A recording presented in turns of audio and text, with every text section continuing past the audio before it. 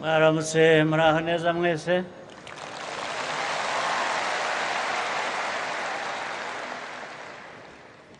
ndishimye kuba ndi kumwe namwe uyu munsi bambwiye kandi ko bantumiye no mu kanya ko ari ukuganira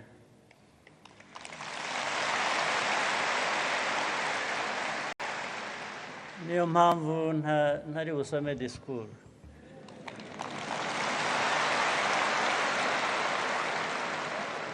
disikuru ntabwo ari ukuganira kuganira ubwo namwe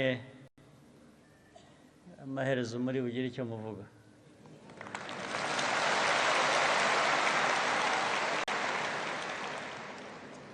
ikinshimishije rero muri uku gutumirwa hano no guhura namwe hano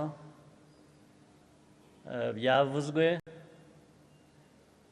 nyuma ya Ramadan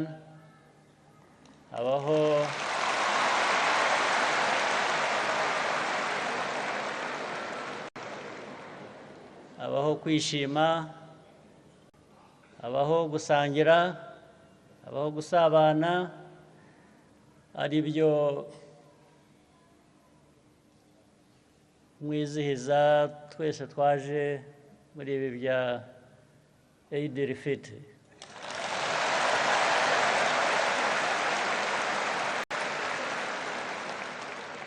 ibyo rero bikabyiganisha noneho no ku mateka amwe yavuzwe hano amateka muri rusange y'amadini n'amatorero mu gihugu cyacu harimo n'idini rya Islam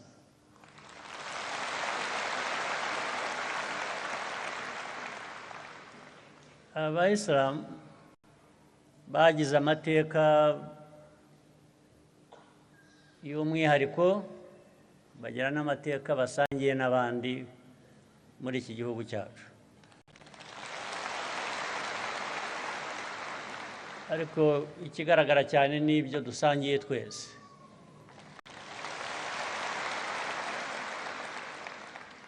kuriya gutotezwa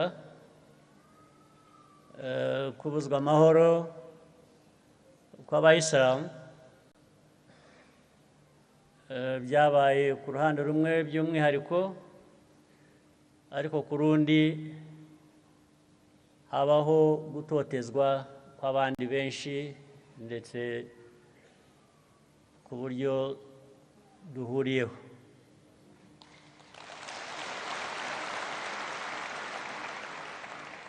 ibi byose rero impinduka yabaye mu gihugu cyacu ni impinduka zijyanye n'imiyoborere na politiki igihugu cyacu ubundi nyine cyari gikwiye kuba gifite ariko cyabuze imyaka itari mikeya myinshi cyane ubu rero ni inzira yo guhindura ubuzima guhindura imiyoborere guhindura amatwara igihugu cy'u Rwanda kigatera imbere abanyarwanda bose bafite uruhare ntawe utotezwa nk'uko bikwiye n'ubundi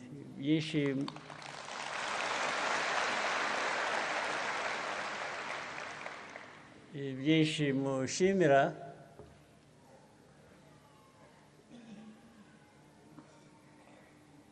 bishimirwa kubera ko bitari bihari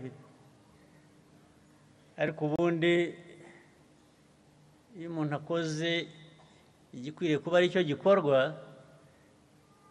ntabwo aba akwiriye kubishimirwa cyane kuko niko bikwiriye kuba bigenda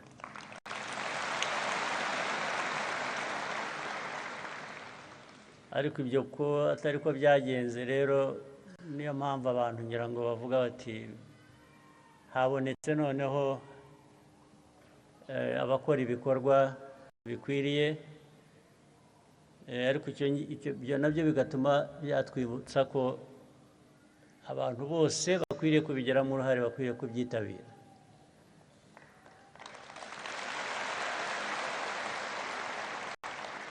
Ku bayisilamu rero, amateka maze kuvuga mwasangiye n'abandi ku buryo butandukanye mu gihugu cyacu. Kugira ngo bihinduke bizagomba ko namwe mubigiramo nyine uruhare. Kugira ngo u Rwanda ruhinduke, abanyarwanda bose bagomba kubigiramo uruhare.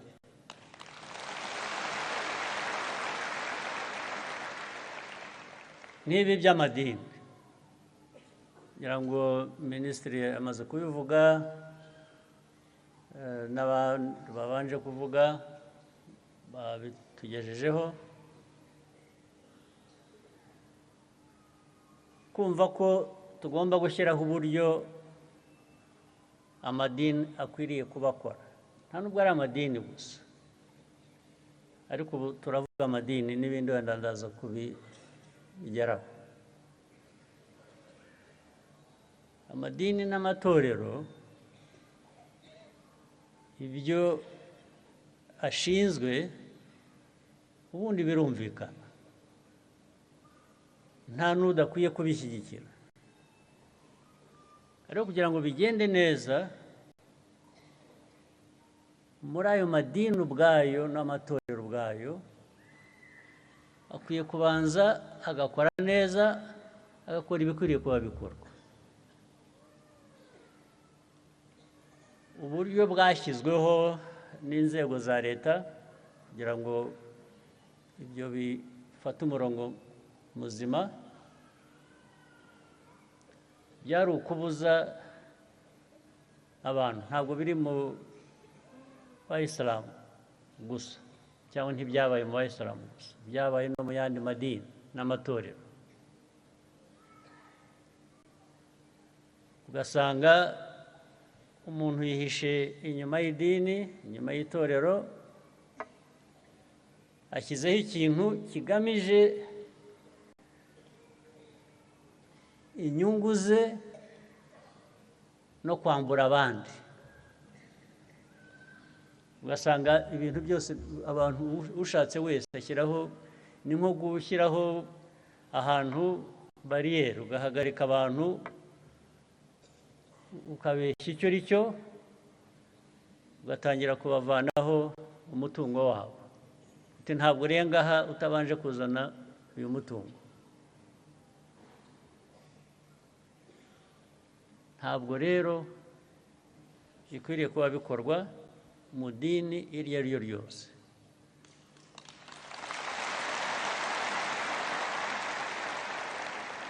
Ibyo bitandukanye no gutoteza amadini cyangwa amatorero. Iyo ushyira ibintu mu buryo, iyo babwira atari ku bundi ko tuzi ko idini riberaho cyangwa ryabayeho kugira ngo rigire rishya, rikora akazi k'inyigisho ko kugana abaturage, kubafasha nk'ibyo bavuze no mu bayisilamu mukora, mwashyizeho uburyo bufasha mu burezi, mu buzima, mu bintu bitandukanye. Ni ibyo nyine bikwiye kuba bikorwa.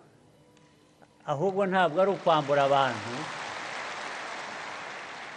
ntabwo ari ukwambura abantu ngo bibuze abantu ubuzima, bibambura ibyabo, abantu bake bikize aba aribo batera imbere. Ibyo byarabaye hose mu madini, hose no mu matorero. Twe niyo mpamvu twashyizeho uburyo nka leta yo kuvuga ngo ariko reka twumvikane namwe, ubundi hari ibikwiye kuba bikurikizwa, byubahwa kugira ngo akazi gakorwe neza.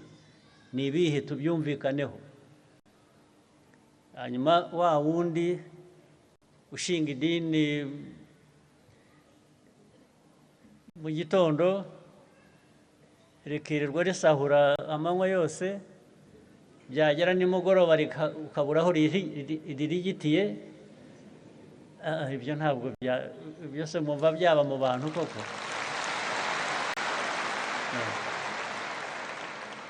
Ibyo ntabwo biba bikiri idini, biba byabaye ikindi kintu. Abantu babyumvise nabi bamwe, ariko byo ntabwo ari benshi, ni bake. Batangira kuvuga ko u Rwanda rutoteza amadini, amatorero, ibiki. U Rwanda, akazi kacu, politike yacu, imyumvire yacu ni ugushyira ibintu mu buryo bukwiye.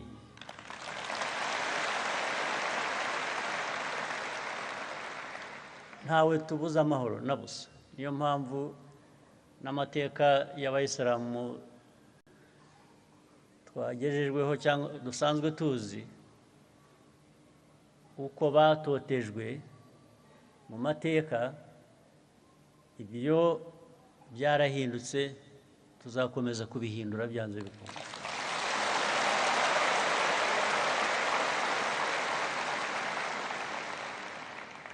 N'abandi bose batotejwe murabazi, bikajya no mu moko yacu, bikajya no mu turere, bikajya n'aho abantu bagatotezwa.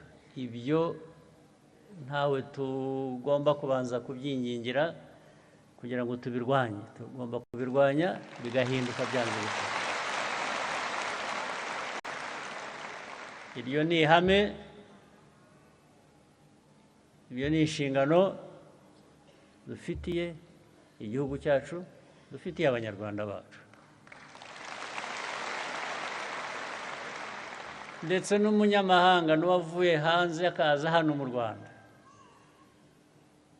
nawe agomba kumva ko akurikiza ubwo buryo bw'abanyarwanda bashyizeho kugira ngo ibintu bitungane, dutere imbere uko dushatse.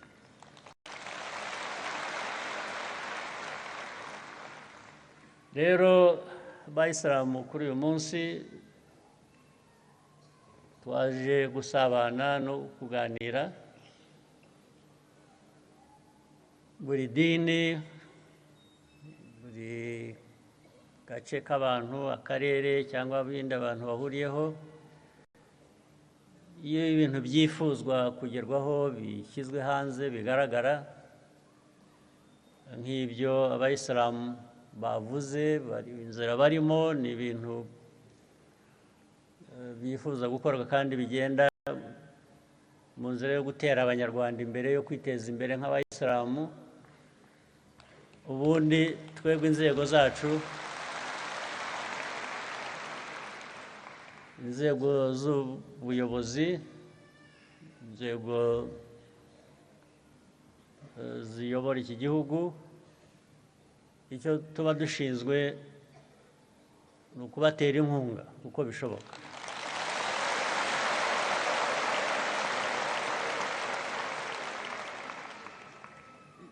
Iyo nkunga rero irahari, izaboneka.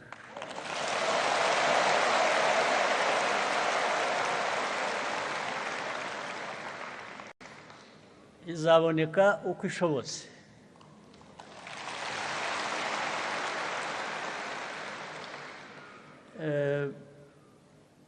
Hari bya bindi by'ikinyarwanda,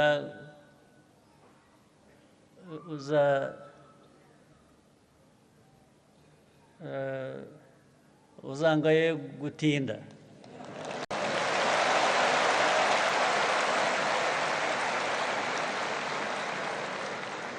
Ariko nta guhera, ntabwo bizahera.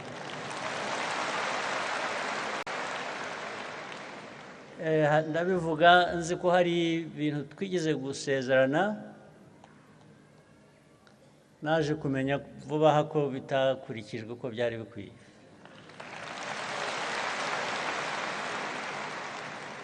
Ubwo ibyo ndabyibaraho nk'umwenda ngomba kwishyura.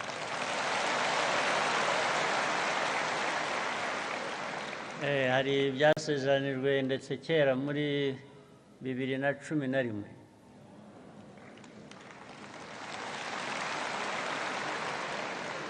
ibyo byaratinze ariko ntabwo bizahera. Biraza gukemuka vuba aha ngaha.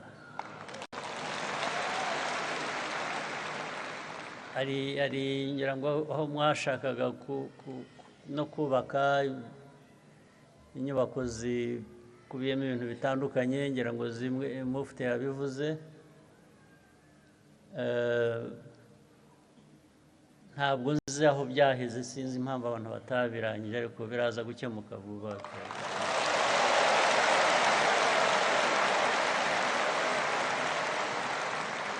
Bimwe nta nubwo bikomeye.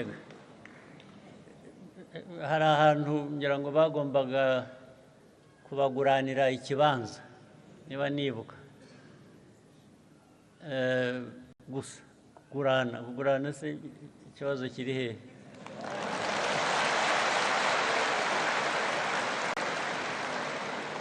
Ibyo nabyo bigatwara igihe kinini kimeze gute. Hanyuma indi nkunga irimo uburyo bwafasha kugira ibyo bwubaka, ibyo rwose ntabwo uyu mwaka uzashyira bitakemutse.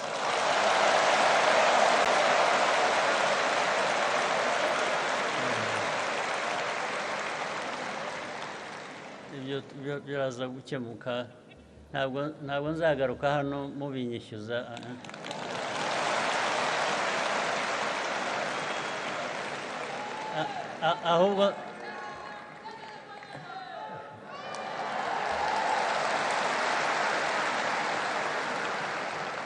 ahubwo tuzagaruka hano ari jye ubibishyuza icyo mwabikoresheje.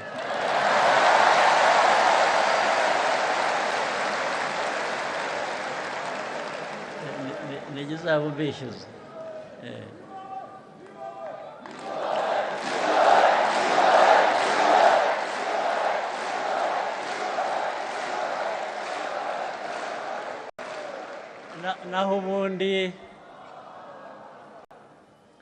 naho ubundi nta muryango utabamo utuntu n'utundi no kutumvikana n'iki, ariko no mu muryango wanyu w'Abayisilamu nituramuka twabaye mujye mumenya uko mwicara mukadukemura.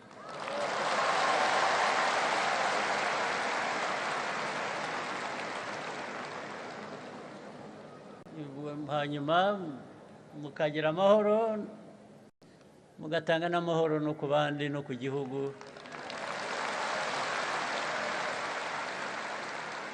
Ibyo kandi niko bikwiriye no mu yandi madini, no mu yandi matorero, no mu muryango nyarwanda.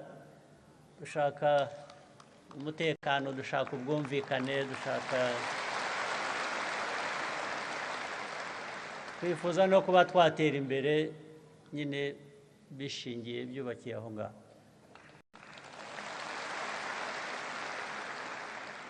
Mwakoze rero kuntumira kuza kubana namwe, gusabana namwe kuri uyu munsi. Hanyuma mugire umunsi mwiza, mugire n'ibikorwa byiza biteza Islam imbere. Ubwo Abayisilamu iyo bateye imbere n'igihugu kiba giteye imbere.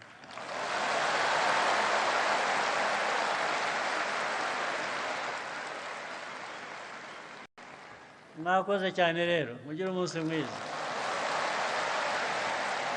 Murakoze cyane Nyakubahwa Perezida wa Repubulika.